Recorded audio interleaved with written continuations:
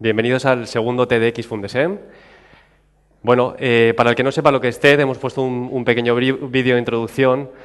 TED es una organización sin ánimo de lucro con el fin de compartir aquellas ideas que merecen la pena ser compartidas.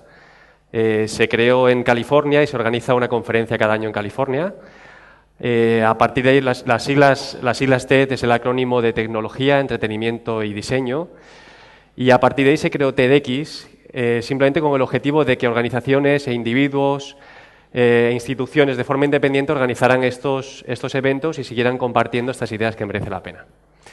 Como digo, esta es la segunda vez que estamos aquí y hoy tenemos 8 ponentes que, bueno, nos iremos presentando uno a uno, pero quizá comentaros que si todos algo tienen en común es que quizá tienen una sensibilidad especial y en algún momento de su vida algo hizo clic y les hizo cambiar su rumbo, ¿de acuerdo? En primer lugar os voy a presentar a Belén Torregrosa. Yo creo que Belén es una persona con algo especial. Lo vais a vivir vosotros dentro de poquito. Quizá podría estar hablando muchísimo tiempo sobre ella, pero ella simplemente quiere que la presente como una storyteller y una formadora, ¿de acuerdo? Así que vamos a ver la sorpresa que nos tiene preparada Belén. Un aplauso para ella, por favor.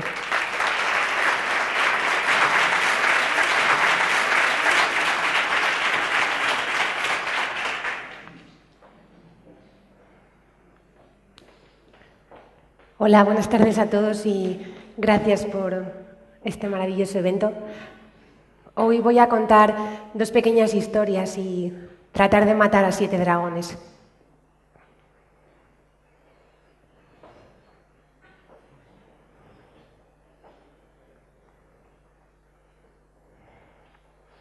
Mi amiga Amy tiene 2 hijos y una familia preciosa. Y en invierno, cuando estoy en Alicante, me gusta ir a su casa a cenar crema de verduras. Luego nos sentamos en el sofá y nos contamos historias. Su hijo pequeño, Trevor, es el hombre tranquilo de la casa. Y una noche estábamos bañándole y después estábamos en la habitación poniéndole cremita. Hay que ver la vida de bebé, qué gustito da. Y de pronto le dije a mi amiga Amy: «Tu hijo es Superman». Y ella, que conoce muy bien a su hijo tranquilo, me dijo: «Mi hijo no es Superman, mi hijo es Supermansito». Ahora que marcas y empresas van en busca de una buena historia y el storytelling parece tener el centro de todas las miradas, me pregunto si el arte de contar buenas historias no será el arte de vivir, si no necesitaremos cerrar los ordenadores, abrirnos al mundo y a los demás y vivir como exploradores para descubrir todas esas historias que nos están esperando ahí fuera. Como Trevor, yo también soy Supermansita. Me encanta retozar en el sofá de vez en cuando y esconderme del mundo. Y el año pasado, a principios de año, escondida en un sofá de San Juan Pueblo, me di cuenta de que algo dentro de mí estaba muriendo. Y no sabría definir qué fue lo que pasó, pero sí encontré un texto de Joseph Campbell, un mitólogo estadounidense, que desató en mí una cadena de acontecimientos que meses más tarde me llevaron a vivir y trabajar en San Francisco por unos meses. Aquel texto decía así: «La gente dice que vamos en busca del sentido de la vida, pero no creo que en realidad sea eso lo que busquemos. En realidad creo que buscamos la experiencia de sentirnos vivos. Queremos sentirnos vivos de tal manera que nuestras experiencias en el plano físico tengan resonancia en nuestro interior y en nuestra vida. Queremos sentirnos vivos de tal manera que sintamos con gran fuerza el enorme placer de estar vivos». Visto así, el sentido de la vida, ¿qué significa estar vivo?, cobra una dimensión completamente diferente, que no depende de preguntas como «¿cuándo esto pase?», «¿cuándo esto llegue?», «¿cuándo esto suceda?», «¿cuándo esto deje de suceder?». Se siente muy viva una madre que está dando a luz y también alguien que lucha contra la muerte en un hospital. Se siente muy vivo quien está montando su primera empresa y también quien decide dejar un trabajo que le está matando por dentro. Se siente muy vivo quien descubre el amor y también quien deja marchar una relación de la que en realidad se ha encaprichado. Hay en la película del Club de los Poetas Muertos un poema de Thoreau que dice: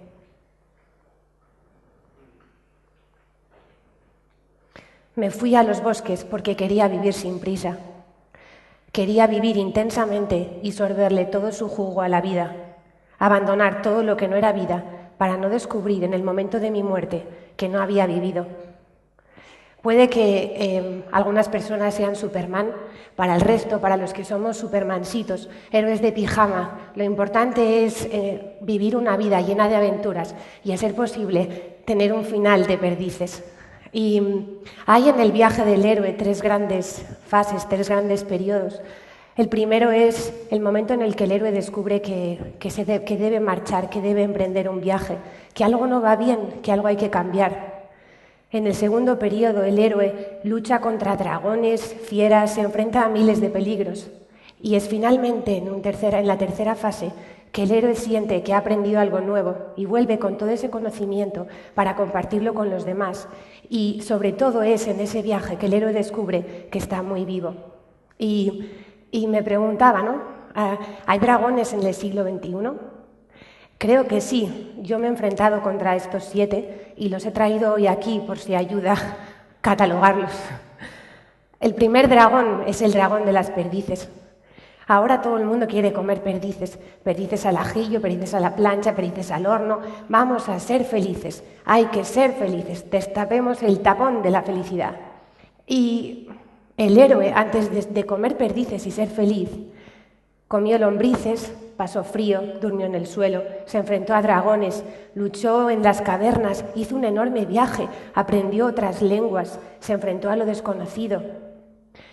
Vamos a comer perdices, ok, seamos felices, pero no nos olvidemos de contarnos cómo son las luchas contra nuestros dragones. No nos olvidemos de compartir qué es lo que nos pasa cuando estamos de viaje y no solamente esos momentos tan perdiz. Vamos a volver a descubrir que los momentos de flow se producen cuando estamos aplicando toda nuestra energía, todo nuestro conocimiento, todas nuestras habilidades en la consecución de un objetivo.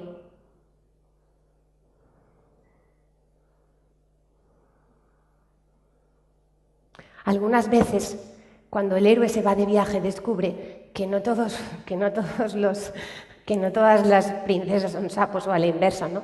Y esta experiencia forma parte del viaje, este descubrir que cambiar el mundo pasa por conseguir el cambio en uno mismo, ¿no? Los supermansitos no aspiran a cambiar el mundo es algo demasiado grande, demasiado difícil, demasiado pesado, pero cambiar uno mismo, salir de viaje, salir de tu sofá y enfrentarte a tus dragones es una maravillosa aventura, ¿no? Si cierras los ojos, eres capaz de recordar aquel día en que saltaste, aquel día en que hiciste algo porque sentías que era lo siguiente que tenías que hacer. Quizás no había motivos para creer, pero sí razones para hacerlo. Hay un valor que es el valor de la intuición, hay una fuerza que no tiene motivos, pero sí tiene un empuje enorme, que es aquella que nos lleva a trabajar en una determinada dirección. Y ahora que las nuevas tecnologías han llegado a nuestra vida, somos capaces de controlarlo casi todo, controlar personas, controlar lugares, controlar procesos.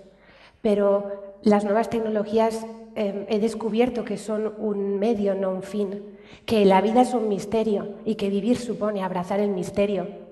¿Quién me está enseñando a abrazar el misterio? ¿Quién me está enseñando a gestionar la incertidumbre, a adaptarme al cambio, a comprender que el cambio estará siempre presente en mi vida, que todo es cambio permanentemente? Que levante la mano quien va al cine y tiene el móvil encendido. Que levante la mano quien va a cenar y pone el móvil encima de la mesa. Que levante la mano quien se levanta por la mañana y mira el timeline de Facebook. Que levante la mano quien trabaja con las alertas encendidas, el WhatsApp activado, la pestaña de Facebook abierta y trata de escribir un informe a la vez. Está demostrado que solamente el 2% de la población es capaz de trabajar haciendo multitasking. Para el resto, para los supermansitos, se impone la concentración. Debemos volver a ser capaces de trabajar en profundidad, de tener el espacio y el tiempo que necesitamos para crear.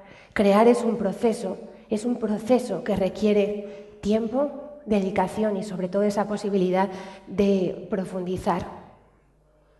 Qué frustrante es descubrir que tu móvil es más interesante que tu vida y sin embargo, ¿cuántos hemos vivido esa situación de descubrir que todo depende de ese aparato que ha aparecido en nuestras vidas, ¿no?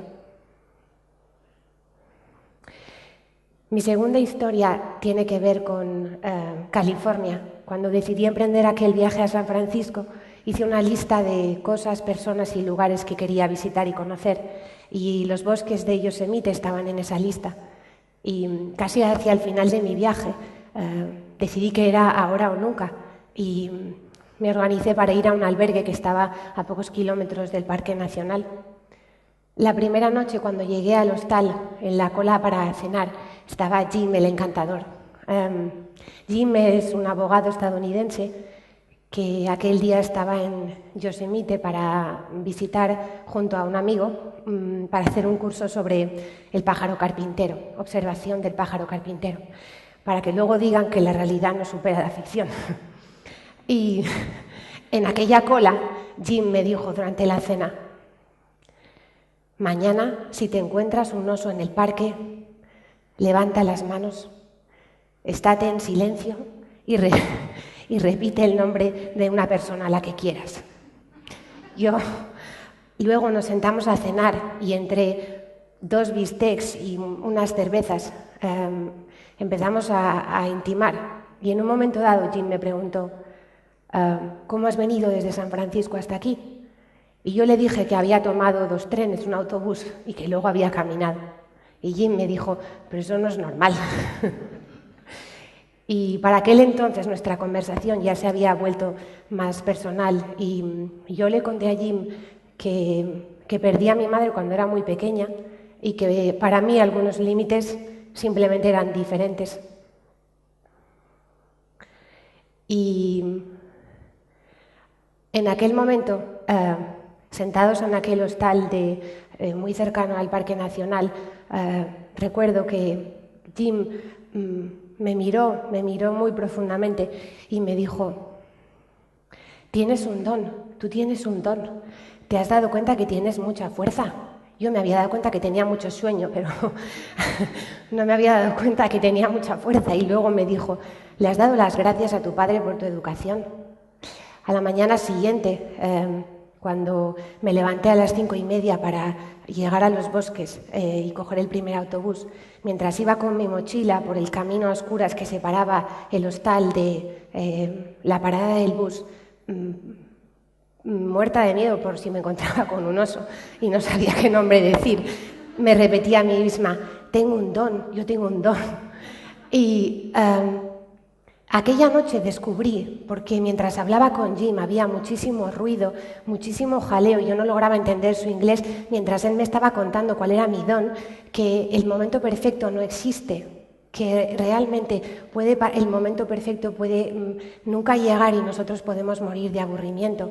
Nunca es un buen momento para irte de viaje, para casarte, para tener un hijo, para cambiar de trabajo, para cambiar de ciudad.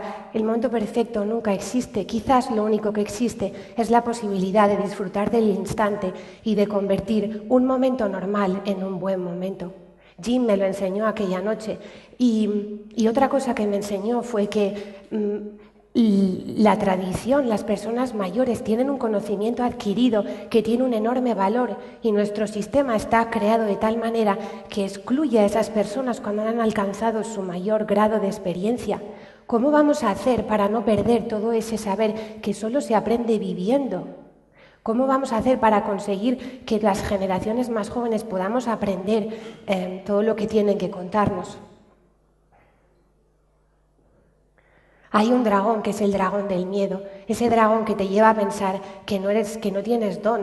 Y yo estoy convencida de que todo el mundo tiene un don y por eso me quiero dedicar a la educación, porque de pronto hay dones escondidos en lugares inesperados. De pronto nuestro sistema ya no está siendo capaz de ayudar a la gente a encontrar su don y convertirlo en su modo de trabajo.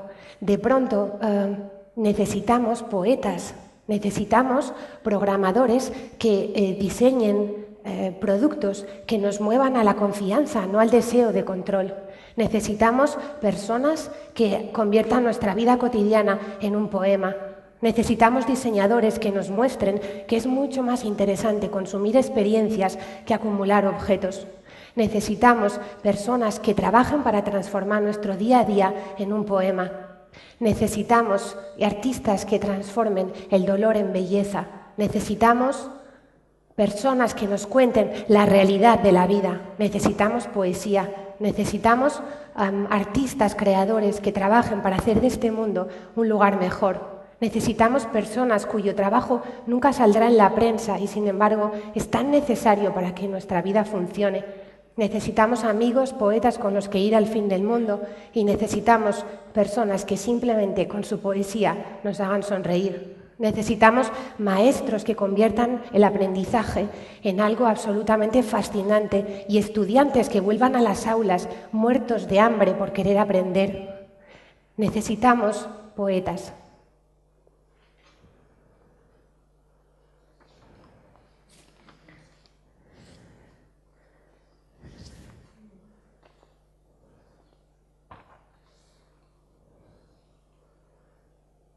En los momentos en el que el reino de lo humano me parece condenado a la pesadez, escribió Italo Calvino, pienso que debería volar como Perseo a otro espacio.